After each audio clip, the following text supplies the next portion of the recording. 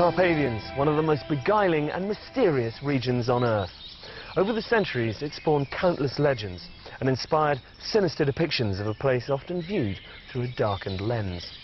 But as we showed in episode 1, the reality of this preternaturally beautiful mountain range is very different from the fevered imaginings of Bram Stoker's Gothic prose.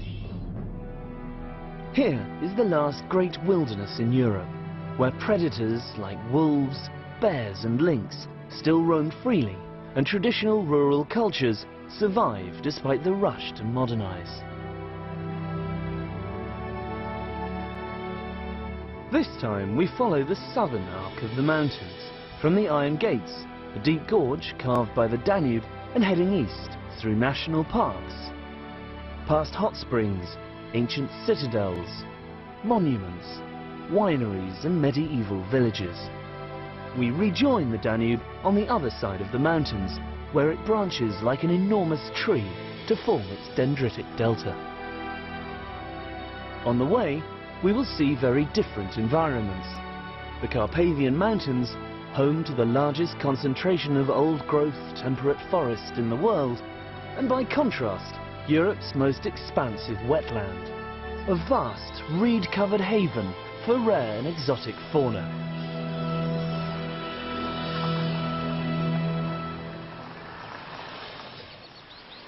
The Carpathian Highlands are a catchment zone for hundreds of water systems that flow inexorably into the Danube, like the Cherna River, which converges just below the Iron Gates.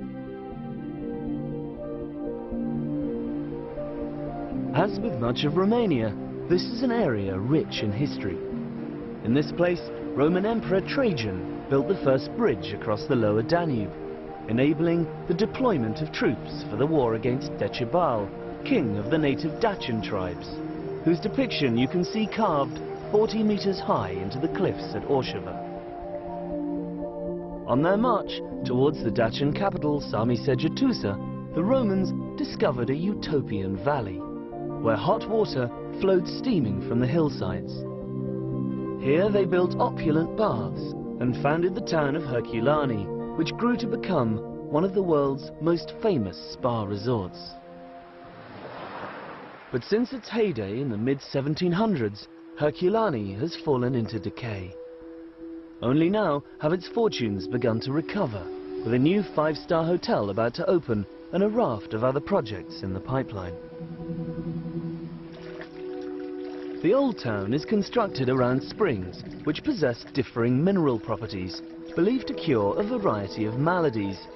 For instance, there's one for the eyes, another for intestinal complaints. It was in the 1730s, during the time of the great Habsburg Empire, that Herculani rose to prominence.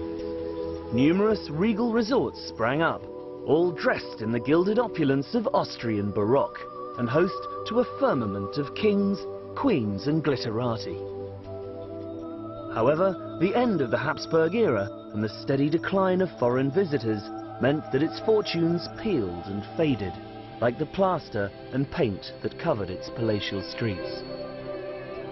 One of the victims of this creeping dereliction is the Neptune or Imperial Baths.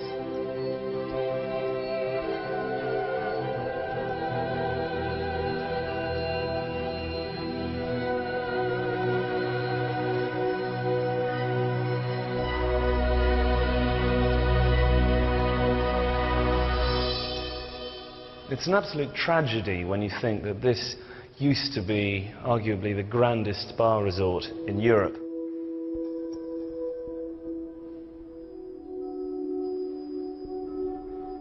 Thankfully, there are now plans to restore this incredible monument, along with a number of other historic structures. So hopefully, in the not-too-distant future, this well-kept secret will once again become the pride of Romania.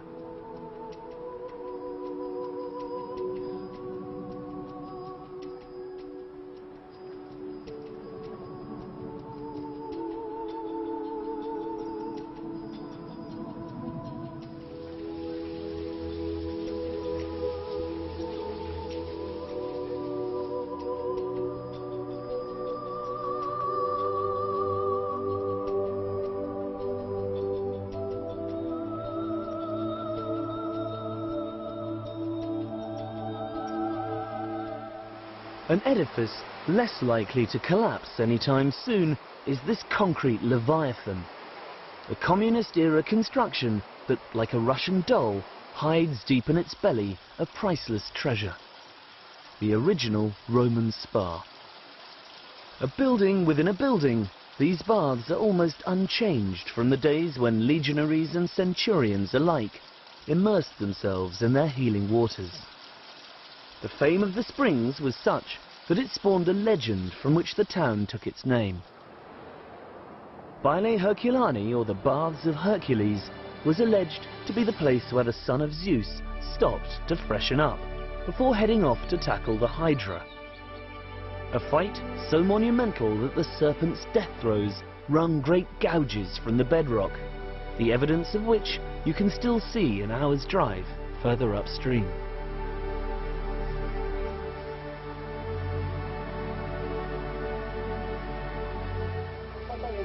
For the majority of Herculani's residents, however, the easiest way to enjoy a thermal bath is to head to one of the communal open-air watering holes on the banks of the river.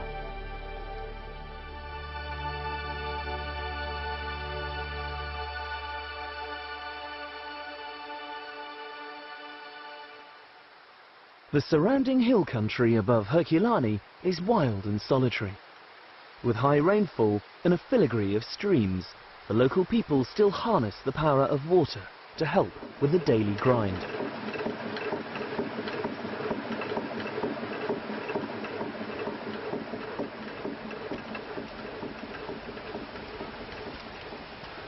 This really is the ultimate in sustainability. Serena brings her grain up here by cart. She grinds it using the water from the river, and then she transports the flour back to the village, again by hand, to feed her family and her pigs. At no point is any electricity or gasoline used in this process.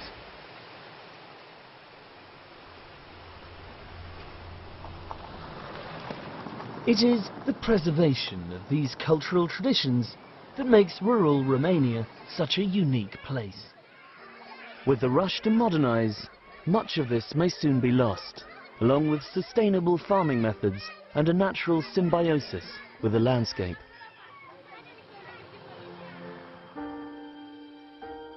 The Carpathian foothills northeast of Herculani provide an ideal climate for the renaissance of an industry that was banned by the Dacians because of its detrimental effect on discipline, namely viticulture.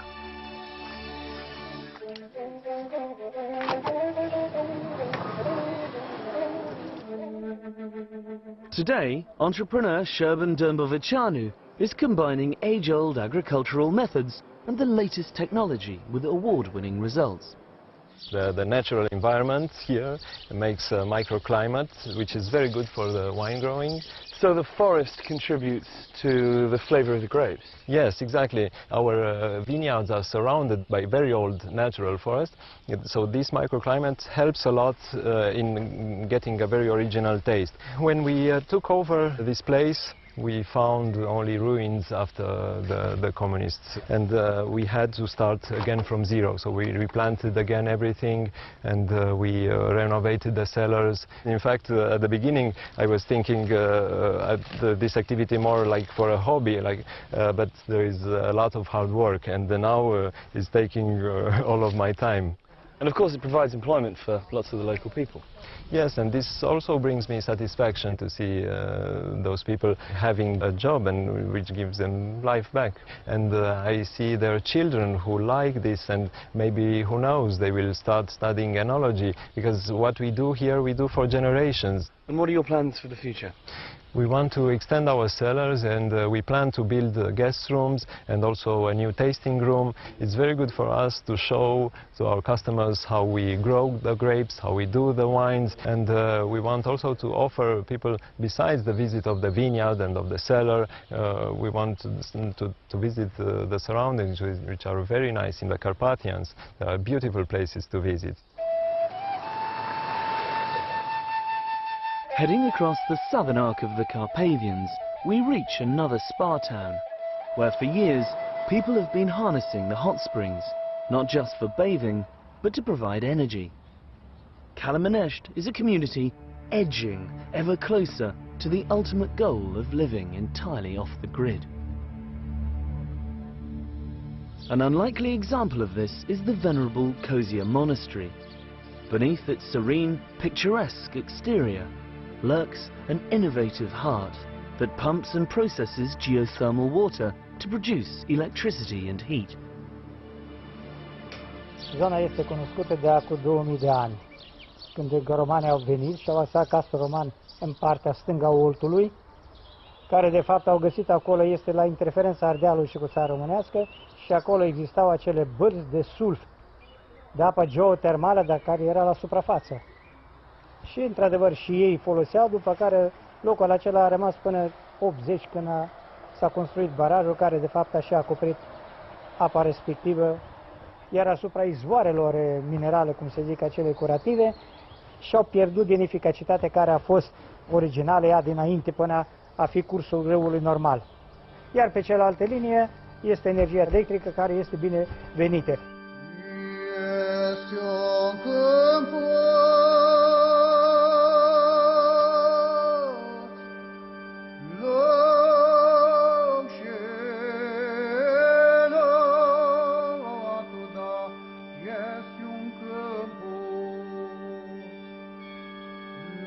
The rare beauty of the hills around Kalamenesht has had a strong spiritual significance since early Christian times.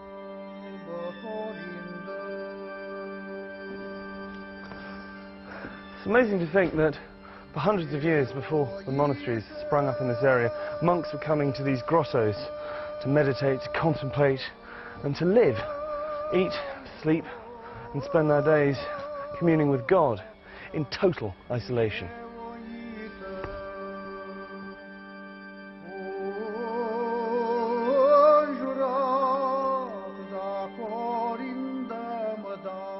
Rising heavenward above the River Olt is the Great Kozia National Park, containing some of the highest oak and beechwood forest in Europe.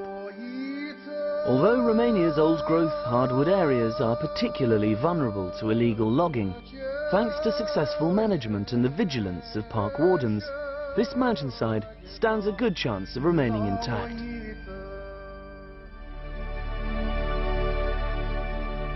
Travelling east again, you reach the roof of the Carpathians, where the mountains are at their most bleak and breathtaking. Here, the serpentine Transalpina coils around cliffs and snow-capped peaks, providing one of the most beautiful and precipitous drives in Romania. It is from these lofty heights that you can truly see the scale of the wilderness.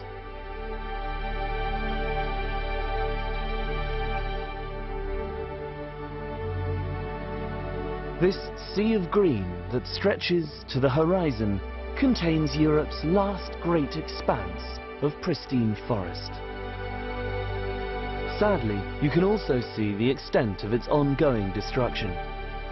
Below the tree line, much of the forest has already been lost, in part due to the restitution of land to private individuals who then harvest the wood or sell on the logging rights.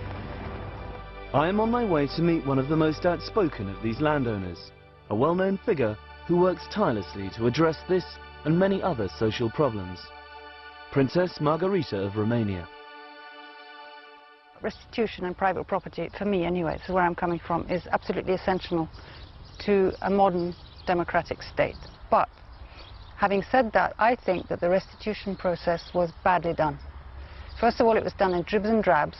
It was done in a chaotic manner, and it's led to chaos, just what you're talking about, the deforestation, corruption, selling of wood on the black market, illegal logging. If people can get away with wreaking absolute havoc, then they're going to keep doing it. First of all, you need a good legislative framework, you need a good body to enforce that, and then you need sanctions and incentives. Obviously, you're not going to just punish people, it's ridiculous. And there are quite good laws, but they're not respected and they're not enforced.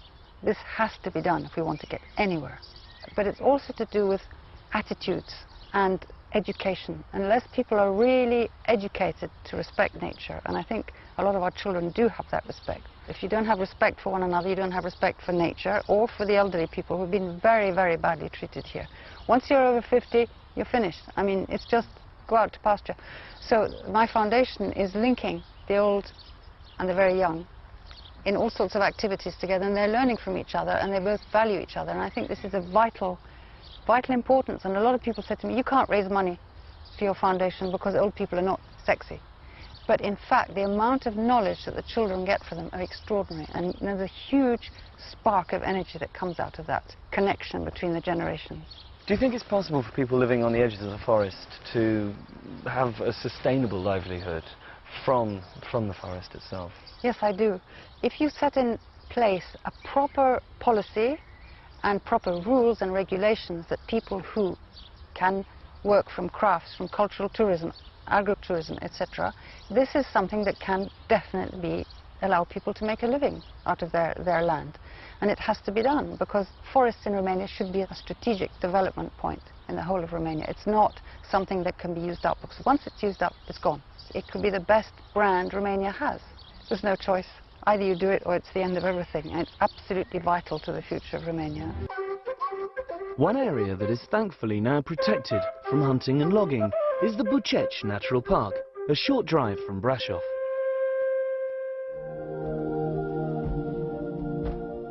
For an overview, the more intrepid can hire a microlight tour of the surrounding wilderness. Not necessarily something to do on a full stomach, however.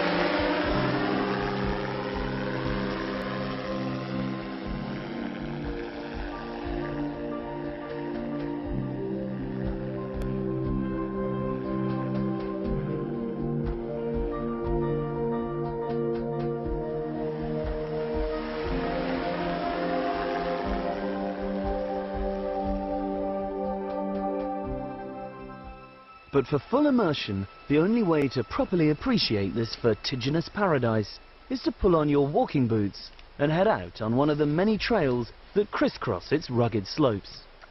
To keep me on the straight and narrow, I was joined by guide Oana Mihai and a team of local rangers. They are very careful about this area.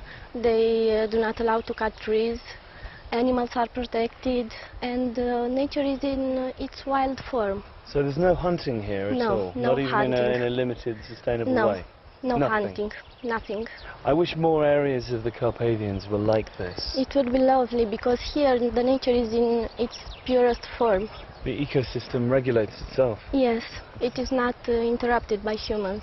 Do you think this is the way forward for this part of Romania, that by attracting people here for adventure tourism and hiking, that it will provide a sustainable income for the people who live here? Definitely, because we have the place that allows us to do adventure tourism here, and people really need this money coming from tourism. Hiking through pristine forest, past alpine meadows and razor-sharp crags, you are once again overwhelmed by how fragile and unbelievably precious this landscape is.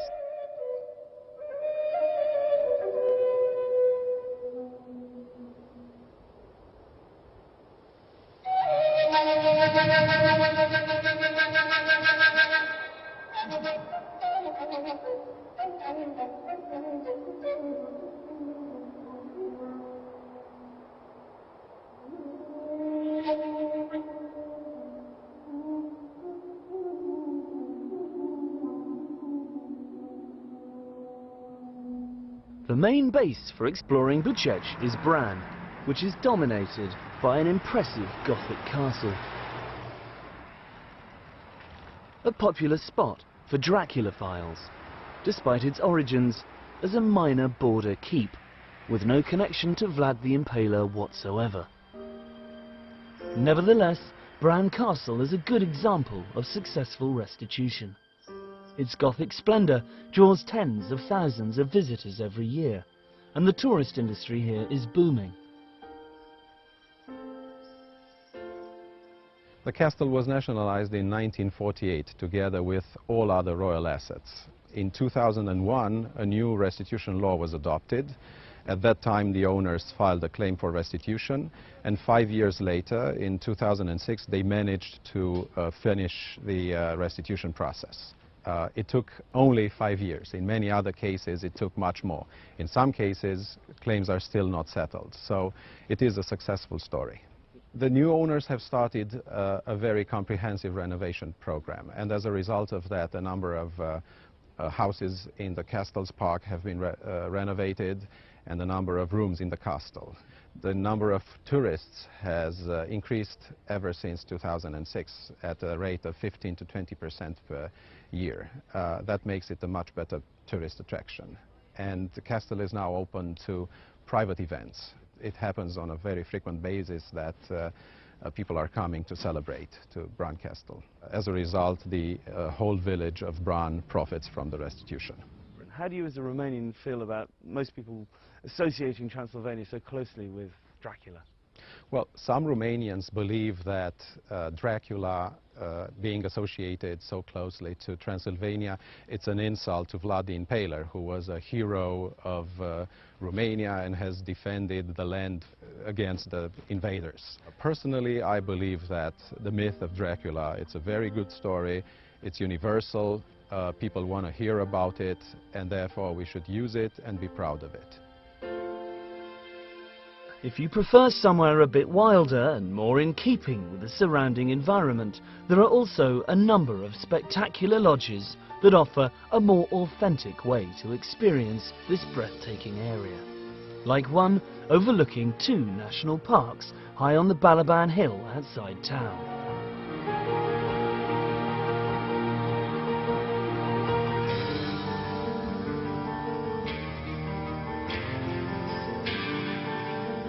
Built by visionary environmentalist and filmmaker Dan Dimancescu.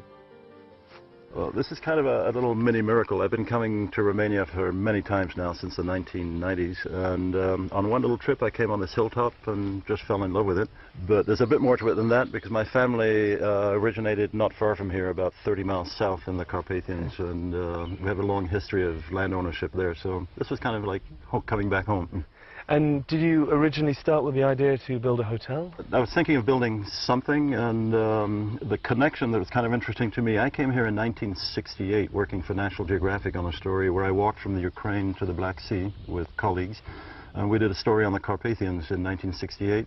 We came around here and I sketched a little building in my notebook, and by a miracle that building was taken to Sibiu, to the Ethnographic Museum. I saw it, and this is a carbon copy of that building that I sketched in 1968. And I'm a kind of an aficionado of architecture, and when I see these buildings I see a very beautiful, elegant design, almost Japanese in elegance. So there's been a lot of pleasure creating this. The most important part was that we had craftsmen from Svente Gheorghe, which is a Hungarian-Romanian community not far from here, who know how to work with wood. And they were very good craftsmen, very good craftsmen. The Carpathians are beautiful mountains. But one thing that's gone wrong is that as people have new money, they build houses very quickly, and cement is the preferred material. It's cheap, you can do it fast, and there's a kind of a creeping cement culture. And it's been very difficult, at least with Romanian friends, to persuade them that peasant or local architecture is the right way to go, that it can be modernized. Because there's still that memory of ancient peasant homes with the animals and the smells and all of that. So I think we're, right now in these years, we're beginning to see the bit of a shift where Romanians are realizing that there's something pleasant about this, and that the modern concrete building may not be the most comfortable environment. Visiting settings like these helps give you a real insight into traditional Romanian life. It's also worth sampling the local cuisine with a glass of palinka, and if you're lucky, a bit of live music.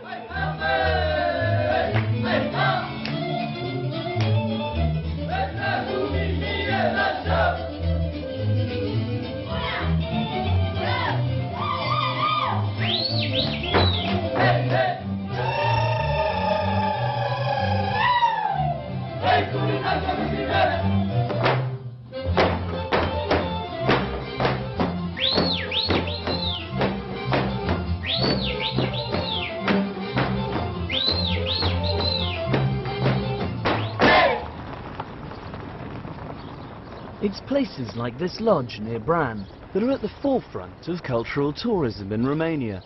and represent one of its best hopes for the future.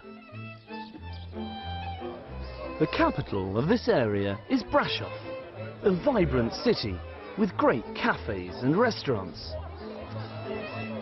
beautiful churches, and a dramatic, if slightly derivative, backdrop.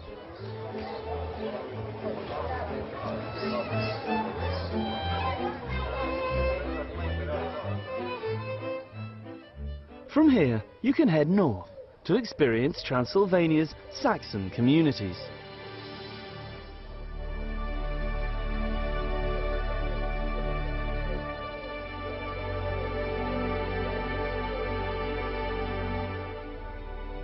The chief of these is Sighișoara, one of the country's most visited attractions and the alleged birthplace of Vlad Tepes.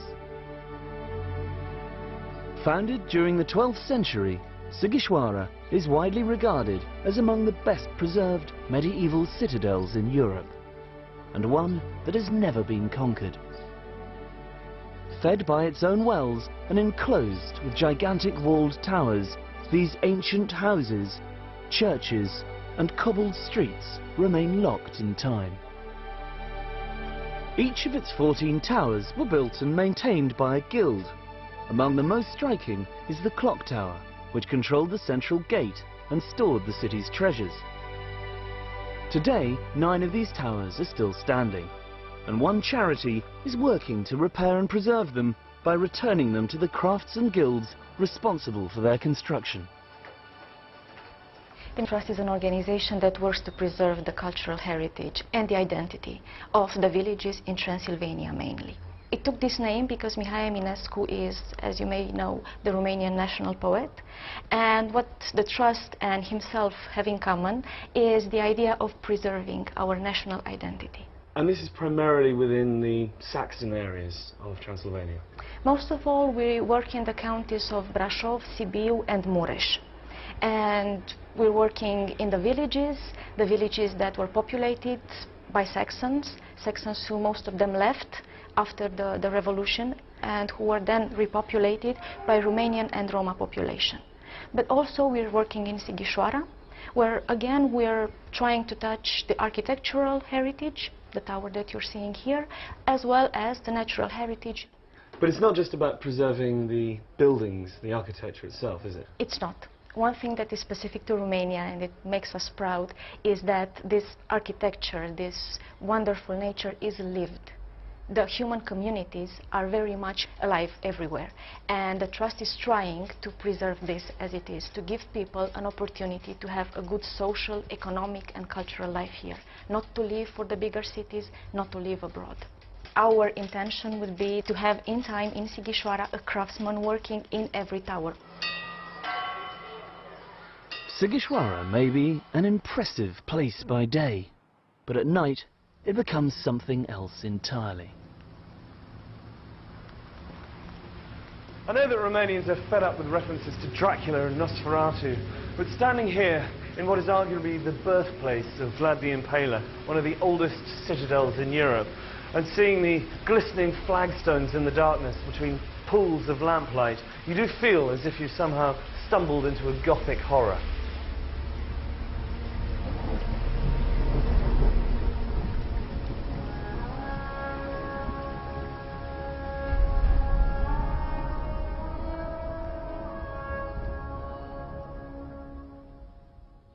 As we continue our journey towards the coast, the mountains give way to lush pasture and rich agricultural land, once again ideal for Romania's burgeoning wine industry.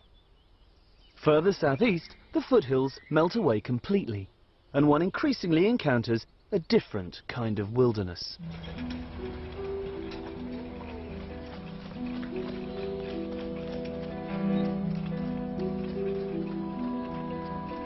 When Romania joined the EU, many of the old ineligible factories, hastily built under communism, had to be abandoned. Today, they are slowly rusting and crumbling back into the ground, providing an unlikely haven for wildlife. Here in Calaraș, the old steelworks serve as a backdrop to what has become a vibrant wetland and a sanctuary for birds.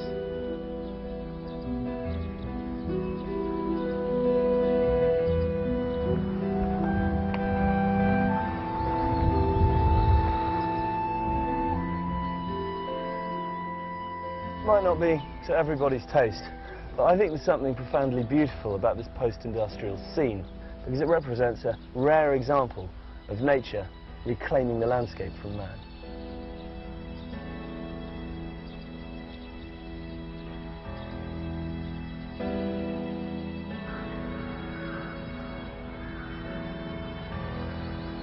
The water that flows out of the Kalarash Lakes continues a short distance to merge with the Danube. Now even larger than when we saw it last, and thanks to the vast alluvial plain it has to cross to reach the coast, about to undergo a dramatic transformation.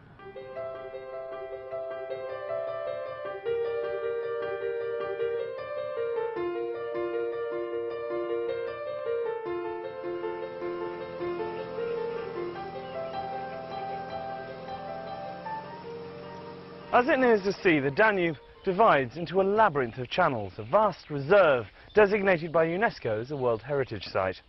If Ceausescu had had his way, all of this would have been drained and converted into farmland. Instead, it remains the largest wetland area in Europe and one of the most biodiverse regions on the planet. The Danube Delta has been described as the Amazon of Europe.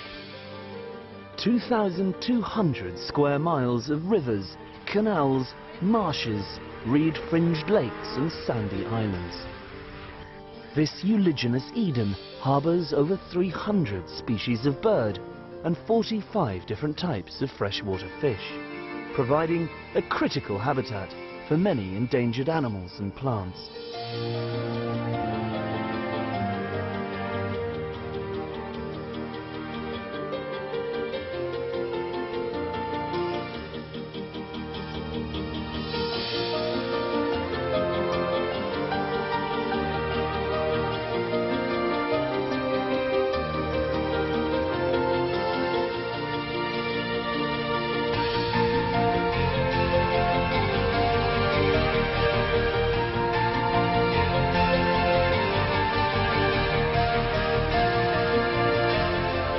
A multitude of people come here every summer to savour life on the water and sample the Delta's unique cuisine.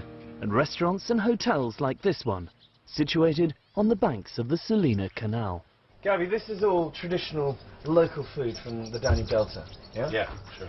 The name is Ciorba of Storchak, of som. This is a som. This is very expensive fish here. Yeah. The som means sleepy fish, yes? Sleepy fish, yes. Okay. So it's very lazy. To translate, yes. Okay. Yeah, it's very, very lazy, yeah. It's very important, traditional Ciorba, to have a lot of fish. This much. What else have you got here? Show me in here. What is this? This is wild boar. Wild boar. Yeah. Stew, like a casserole. Yes, yes. Okay. And I prepare this the name tokitura, the goulash. I like a goulash. I like a goulash. Okay. And now to see another fish. This is carp. You see, this is a sport fish in England. Yeah. You don't eat carp. But in Romanian, it's very good fish to eat. Yeah. Why did you decide to come to the Delta? Because it's wonderful here. This is paradise here. The heat is very... The food is amazing. Yes, absolutely.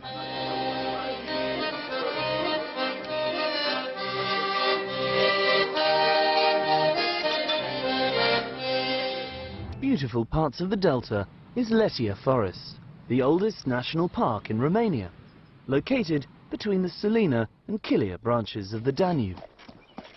Access is by horse and cart from Letia village, a community that can trace its ancestry back to the Lipovan immigrants who came here over 200 years ago to escape persecution by the Russian Orthodox Church. This is the most northern subtropical forest in Europe. It's the habitat of a plethora of fauna, the largest being the Danube Delta horse, subject of much recent debate following its unscheduled release in the wake of communism. Environmentalist Liviu Mihaiu has been campaigning to highlight the impact of this invasive species. I know there's been a lot of controversy about this issue. Some people have said they should be culled, other people say they should be allowed to roam free here in the forest, but there has been an impact, hasn't there? already a visible impact. Yes, especially saw these impacts on the trees, on the species, and maybe in 10 or 20 years will be a mess for this unique forest. You know, it might be irreparable damage to the ecosystem. They are not to be slaughtered, they are to be relocated. Maybe 100 of these horses maybe remain here for the tourists, and maybe one day we'll have a Romanian Mustang, you know, in this forest, after 5 or 6 maybe generations, you know. Of course. The traditional way of life here in the Danube Delta, as with other remote corners of Romania, remains largely uninterrupted. Man living in harmony with nature, although sadly that is beginning to change. The biggest influence, both in terms of its destruction or salvation, once again, is us. The exodus of inhabitants is dwarfed by the annual influx of tourists. As with some areas we've seen, unsympathetic development is burgeoning, while riverbanks and waterways are being damaged by speeding traffic. But there are people and organisations working to save this watery paradise. Like an initiative to encourage a more harmonious approach to exploring the Delta. I caught up with founder and former Olympic canoeist Ivan Pitsaikin, for whom this region has always had a personal significance. Copilăria mea a fost frumoasă. De mic, primul lucru pe care mi-l aduc aminte, mi-aduc aminte că m-am trezit într-o dimineață în baltă cu bunicul meu. Eram în vârful bărții, așa. Și asta mi-a rămas foarte plăcut, impresionant. Școală, îmi plăcea la școală să merg, pentru că de foarte multe ori la școală trebuia să mă deplasez cu barca. Toate lucrurile astea erau pentru mine normale, iar nicio clipă nu m-am gândit că voi ajunge și în sport. So now you've moved back here and you're involved in various projects. What are you doing? Este proiectul România care promovează un turism lent, care promovează tradițiile și cultura din zonă, protejează și natura. Așteptăm și turiști care să respecte această frumusețe de Toro, you're working with Ivan on this, yes? Yes, and it's a great honor for me. One of the targets of our project is to bring tourists which is interested about what the nature and the local people can offer without any special investment. And this is the reason why Ivan and me, we are not trying just to promote the ecotourism. We are also trying to build partnership with associations which can bring know-how. And I think if we put on the same level the need of infrastructure with the need of protecting nature, and we will invest the same amount of energy, money and pride in this, I think we can solve this problem.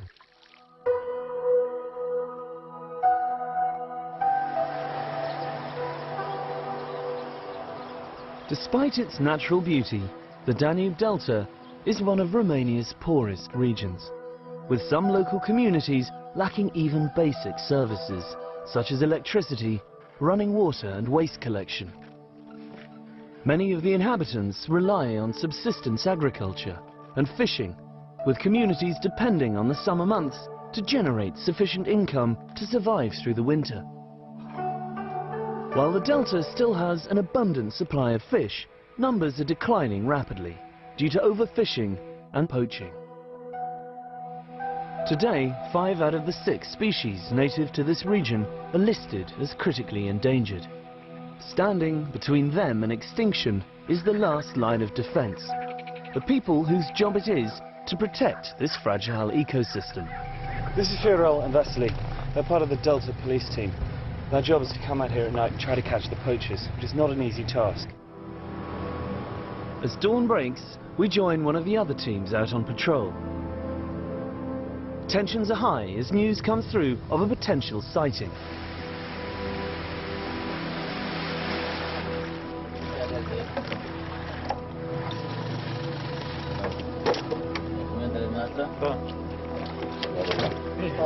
This guy looks like he's a legitimate fisherman. So the next thing is they take his details down and then go back and check them at the station. But even if he is legitimate, you still have to work out whether they're taking the quota or not.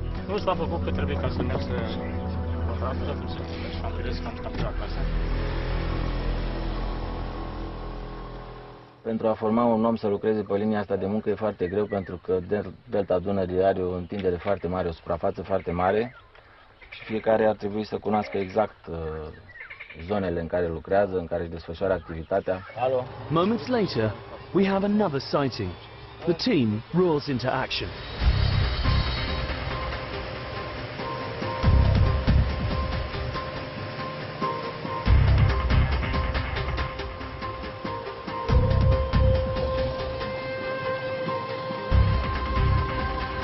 We could hear the distant hum of an engine, but it was proving difficult to pinpoint its location. With hundreds of square miles of overgrown waterways, this can be mission impossible. Why do you think that guy got away? Apa mică, vegetația deasă, au bărcuțe mai mici, dar ne-am făcut datoria și nu ne-am lăsat. N-am dat înapoi și braconierii trebuie să înțeleagă chestia asta, că nu o să dăm niciodată înapoi. Tourism is now providing an alternative livelihood for many inhabitants of the Delta. And encouragingly, more environmentally conscious hotels are springing up amongst the reeds. I spoke to the founder of one of the first. Jimmy, how long have you been living here in the area? Yeah, I started for 10 years ago, walking and travel around the area, the Dobroja country, and I get an inspiration from the peasants' houses. And I like to continue the traditions, you know. I build the houses, and the walls is the yellow clay, and of course with the roofs, the reeds roof, you know. What I find constantly surprising is that despite the fact this is quite an inhospitable landscape at times, there is such a rich convergence of history here. You know, the first one was the Greeks, we have the Romans, after that the Turks, and if you look there to the right side, you know, the road, you know, the road is the Silk Road. The Silk Road to Krakow and to Lviv, which was a very important cities. Getting out on the water and seeing the wildlife may be one of the chief reasons for visiting the Delta, but the cultural landscape is equally compelling. Like the medieval villages of the Carpathians, the traditional way of life has endured here, unchanged for hundreds of years. I love the fact the boats are so old and well maintained. I mean, you can see that one's been patched up there. Those boats are typical fishermen's boats, lipovans, the Russian fishermen, you know. And how you see, you know, they put two boats together, you know, when they take the nets off from the water, you know, it's looking like a real catamaran. Yeah, they stabilize them. Very stabilized. Clearly they can't do this all year round, because looking at the amount of fish they're pulling out, if they did that every day, there wouldn't be any fish left in the lake. I mean, how long does the fishing season last? It's a special situation with this lake. It's called a Babadag lake. The fishing season is all year season. The guys from here have a special fish farm for the small fishes, you know. So they're constantly restocking the lake with young fish. Yes. How often do these guys come out here? They are coming daily, except on Sunday. They start rather early in the morning, 3:30, 4 o'clock. They already get a breakfast around 6 o'clock, you know, and around 10 o'clock they have a fisherman soup.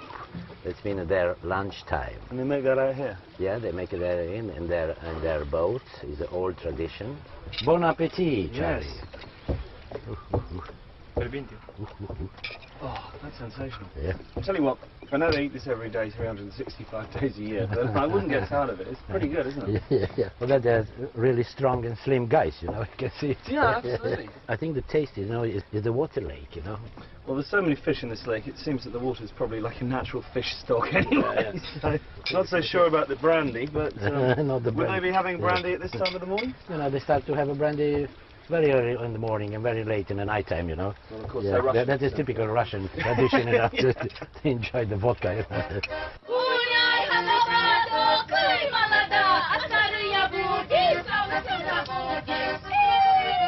You know. Another important aspect of Russian-Romanian culture is music and dancing, as Gibi and I were lucky enough to witness that evening.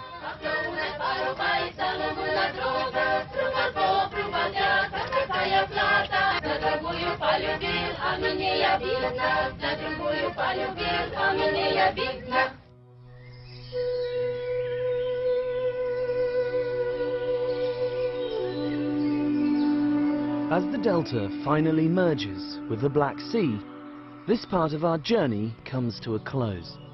Over the last hour, we have seen many contrasting environments, all of which are fragile, stunning, and irreplaceable. Romania is a country of epic beauty, boasting Europe's largest surviving area of virgin forest and its greatest wetland.